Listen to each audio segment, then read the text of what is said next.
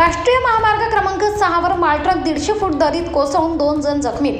महामार्ग police constable Mahesh Bachhav यांनी आपल्या जीवाची पर्वा न करता रात्रीच्या काळोख अंधारात सहचालकाला आपल्या खांद्यावर टाकून 150 फूट दरी चढून त्यास उपचारासाठी दाखल केले। त्यांच्या या हिमतीचे सर्वत्र कौतुक केले जात आहे।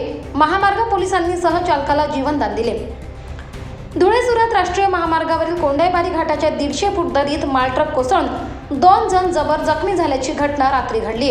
काल रात्री सुमारे 8 वाजेच्या दरम्यान धुळेकडून लोखंडी सळई भरून सुरत येथे जाणारा चंदीगड पासिंगचा मालट्रक क्रमांक CG04LH 1327 हा रात्री 8 वाजेच्या दरम्यान कोंडाईबारी घाट भरधाव वेगात उतरत असताना अचानक मालट्रकचे स्टेअरिंग जाम झाल्याने यावरील चालक सोनू कुमार शुगरमल पाल राहणार पालनगर कानपूर याने ब्रेक लावण्याचा प्रयत्न केला, परंतु ब्रेक लागत नसल्याचे लक्षात येताच त्याने धावत्या मालट्रकमधून उडी मारली।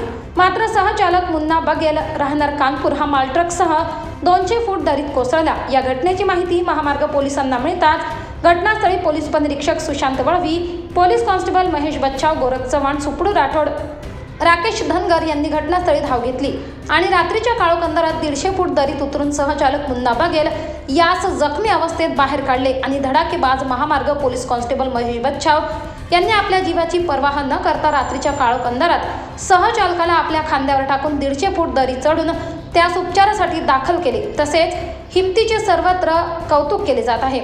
महामार्ग पोलिसांनी सहचालकाला जीवनदान दिले आहे। या अपघातात मालट्रकचे मोठ्या प्रमाणात नुकसान झाले आहे।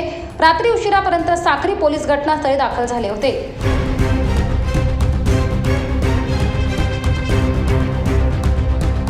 24 लाईव्ह महाराष्ट्र न्यूजसाठी जगदीश वाणी, चिंचपाडा।